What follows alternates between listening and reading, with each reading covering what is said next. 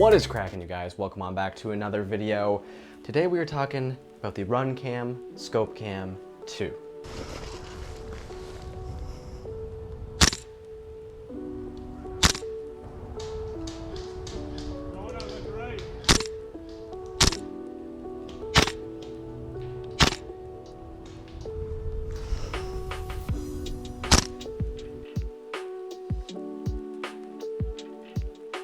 So what on earth is a scopecam? Well, these things are incredibly useful for people like me who make content for YouTube, for airsoft. But even if you don't actually upload to YouTube or do any content creation for airsoft, I find filming your gameplay to be one of the most advantageous things you can do to improve your game. And basically, I think something like this works perfect in tandem with something like a GoPro. You have your helmet cam showing your POV, your reloads, all that sort of thing, how you're traversing the field. But then when you go and aim down sights and you're actually engaging a target, this scope cam has a zoom lens on it and allows you to see your shots, your hits. You can confirm those kills. Oh, I'm not sure if I got that guy out on the field today. You can check that out, confirm it. And also, if you don't have any sort of zoom scope or anything like that, you can see how your gun is performing at range. Maybe you need to dial up the hop up a little bit if every single person you're shooting at, your BBs are just diving a little bit before you're hitting them. But let's be honest, the main thing is for content creation, of course. So if you are making Instagram videos, TikTok videos, YouTube videos, I think this is a great tool and a great camera for you to pick up. So for my camera setup, I run a GoPro Hero 9 on my head. That's my main POV camera. And for CQB, that works pretty well. Something like this will be nice for CQB too. But especially if you're outdoors, something like this is basically needed to be able to see who you're even shooting at. I can't tell you how many gameplay clips I've seen from outdoors and you're like, they're zooming in on the screen, you're like, who are they shooting at, dude? You see like a little dot on the screen, they put like a hit marker or something, it's like, okay. I mean, I didn't really get to experience that kill, you know? This puts you right in the action. You can slow it down. I'm filming in 1080p, 60 FPS, so I can slow the clips down more than 50% because I film at 24 FPS for everything. And yeah, it allows me to really see what I'm shooting and get some really cool kills. So I ran this today for the first time.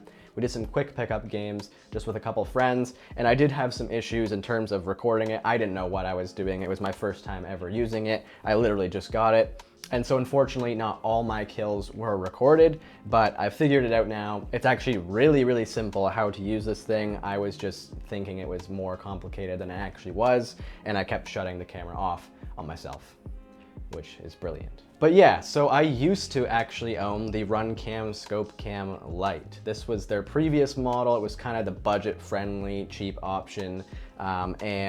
This thing has been through the paces. It was a good camera, did the job, nothing fancy, but it has a plastic build construction, and the mount that actually mounts onto your top rail blew up on me completely. So I've kind of jerry-rigged this like scope ring mount, and that actually worked quite well until recently this year. I was gonna go use it and it just completely pooched on me. So when Runcam approached me about reviewing the scopecam 2, I was like totally on board because I was gonna buy one anyways.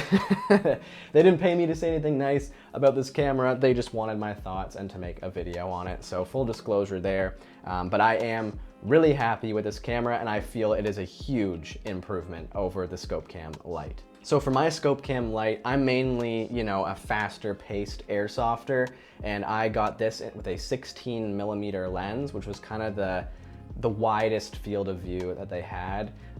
This one, on the other hand, is a 25mm zoom, and I way prefer it. I found this just wasn't quite enough zoom for me, but 25 is perfect. Or if you're a sniper player, you can get their 40mm one as well, which for me, that's just too much. I'm never that far away from people. I'm using a Tokyo Marui MWS in the gameplay today, so that thing's from Japan. It's got low FPS, but I'm still able to actually hit targets from quite a ways away.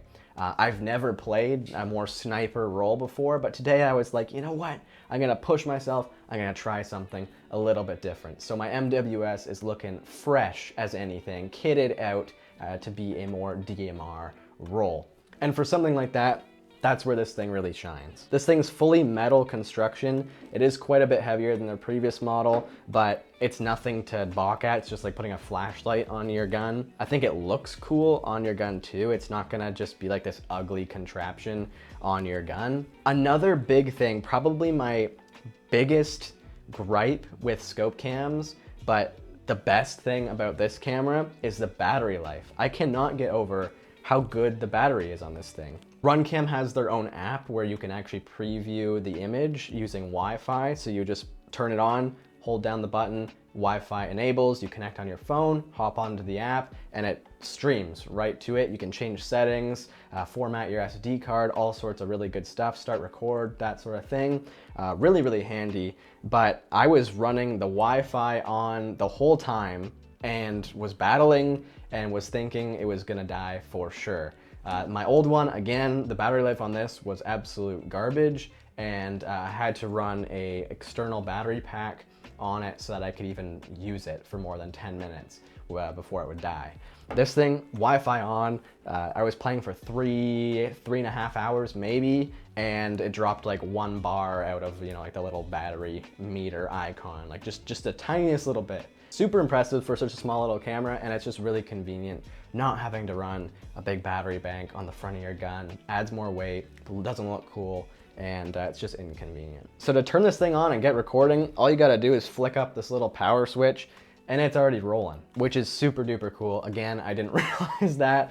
I should have probably looked at the instruction manual, but you know, I'm an independent man and I don't look at instructions, but I clearly should have. But yeah, I'm really, really impressed with this thing. It takes micro SD cards. I had a 64 gig micro SD card in there, again, recording at 1080p, 60 FPS, and it ran no problem. I still got plenty of room on the card. It only took up about 10 gigs worth of footage, and yeah, really, really good. The image quality is great. I've got no complaints. But yeah, I think that's pretty much it for the Runcam scopecam 2. If you guys have any questions, definitely leave them down in the comments below.